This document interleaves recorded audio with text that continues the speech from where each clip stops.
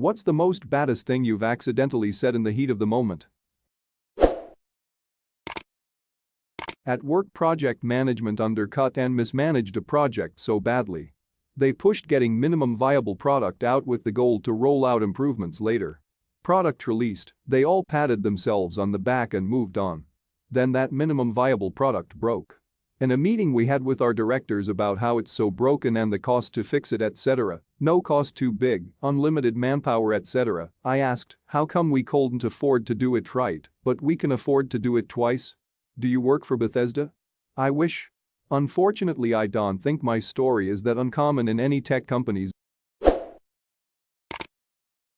I'll never forget the moment a family walked into the local pub I was working at while I was working.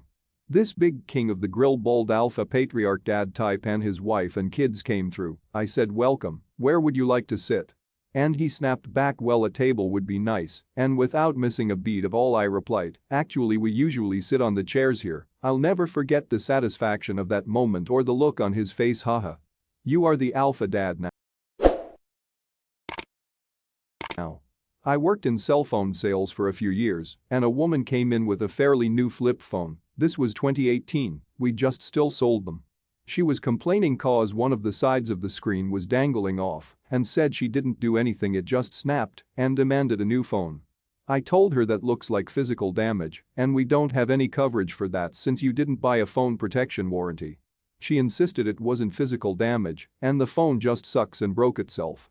She started freaking out and calling me all kinds of names and swinging her phone in my face, and then the top half of the phone literally snapped off and landed on the counter in front of me. I just looked her in the eyes and said, well, that was definitely physical damage. She lost her shit at my comment, and it was weirdly satisfying. I had a similar situation. A guy came in with a little cheap phone that was absolutely shattered. He was screaming at me that the phone didn't work. We have to be somewhat professional even with abuse being yelled at us. I calmly said, if looks like the phone has been damaged, which can cause faults in its operating ability. He explained that the phone wouldn't work, so he threw it into the concrete sidewalk. My response was, throwing your phone onto concrete can cause physical damage. He was not pleased.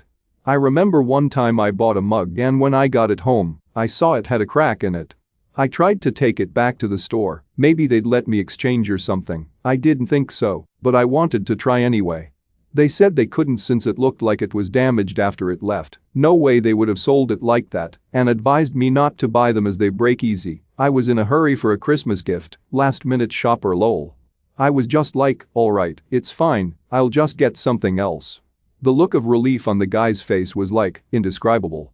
He kept thanking me for being good about it and even gave me a coupon. The SHT you guys deal with is insane, and I know, especially around that time of year too.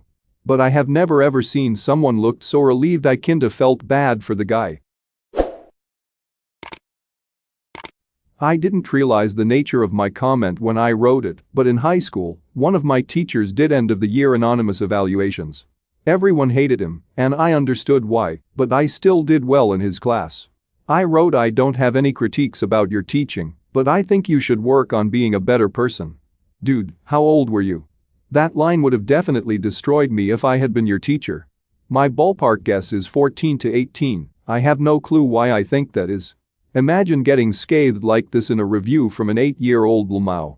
I typically don't have problem with kids till they comment on my feminine hips. Look at that high-waisted man, he's got feminine hips. No, that's the thing I'm sensitive about. When I was 12, my older sister had a boy over for Thanksgiving dinner. She dated lots of douches, but this guy took the cake. Big, brash, annoying dickhead who was rude to her and basically everyone. As we sat down for dinner, before we were about to say what we were thankful for, he says, inaudible moron grunts, ha, looks like I'm seated at the head of the table, must be important, with a huge shit-eating grin.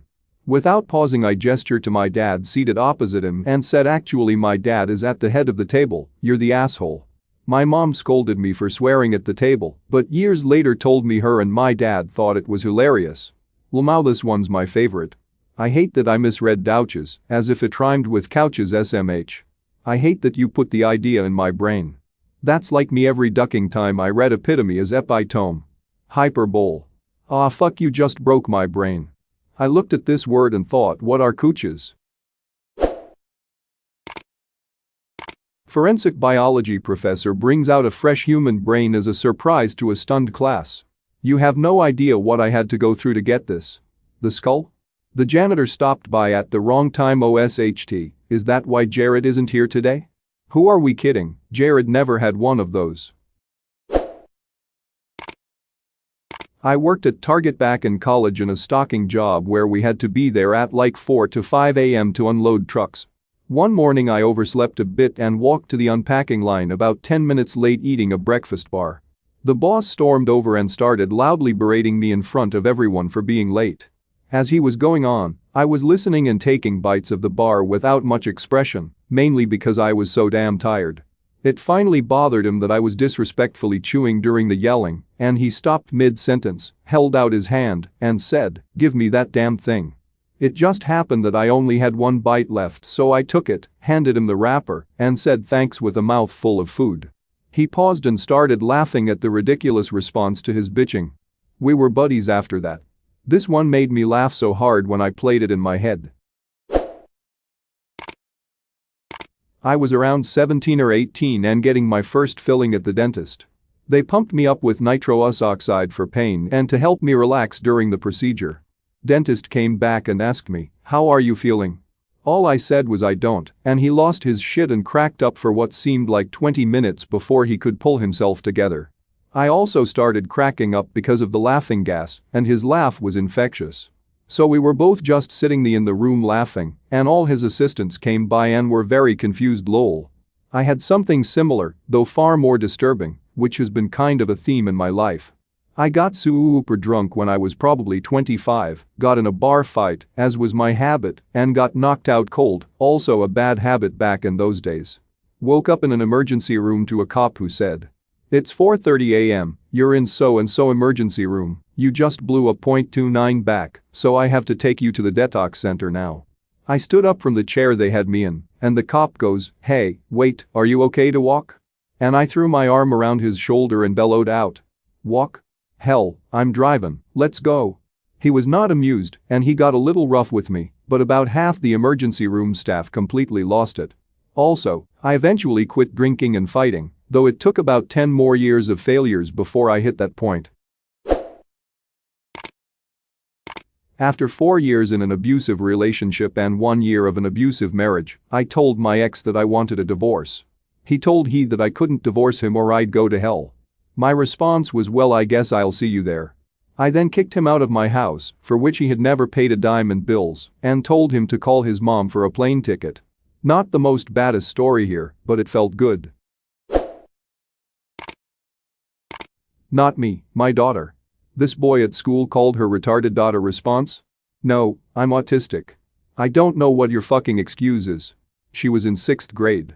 I was pretty shocked when I got that phone call. She usually doesn't say things to people. Then, of course, you asked what happened to the other boy? I absolutely did. They said that he would be punished appropriately. They wouldn't tell me anything else. My uncles were bitching about my dad, so I walked into the conversation and told them it wasn't polite to talk about people behind their backs. My uncle turned to me and said I shouldn't interrupt when the men are speaking, and completely out of character I replied, "I don't see any men in here." Boy, did I get some shit that day, but that's how I knew I won that exchange. I was accused of being passive-aggressive. I replied, "Which part sounded passive? I don't ever want to come across as passive. My take on this is I'm aggressive at work. At a company meeting, someone was presenting something cool they volunteered to work on and finished. They then explained things they thought they could do better in a self-deprecating way, and a bunch of other people started railing into his work with petty criticism. It was definitely good work, though, and a thought just hit me, so I blurted it out. Sometimes done is the best feature. A bunch of people laughed, and then the criticism stopped. People gave him kudos and we moved on. Not really badass, but I was surprised this thought somehow came out fully formed, like it was some phrase I've been saying for decades. I guess I was just realizing how many people don't finish anything they start. So done suddenly seemed like a pretty damn good feature. Give the man some credit for finishing the damn thing. This is actually really inspirational. I'm a perfectionist and often hate stuff I work on so much I abandon it. I'm going to try and internalize this message. I'm a writer. and I do a bit of stand-up comedy. As such, people tend to introduce me to new people as a comedian, writer, etc. So I was outside a bar smoking with a friend of a friend, he then introduced to one of his friends. His friend was dressed like Liam Gallagher from Oasis and seemed to exude a bit of a cocky, sneery manner. The introduction went thusly: friend of friend. Mr. Gallagher, this is Ritter Offwrongs, he's a comedian. Mr. Gallagher looks me up and down, comedian, eh? Does that mean you think you're funny? Ritter Offwrongs: no, it means everyone else does. I literally do not know where it came from. I didn't think about the response, it just came out. And it is hands down the greatest thing I've ever said.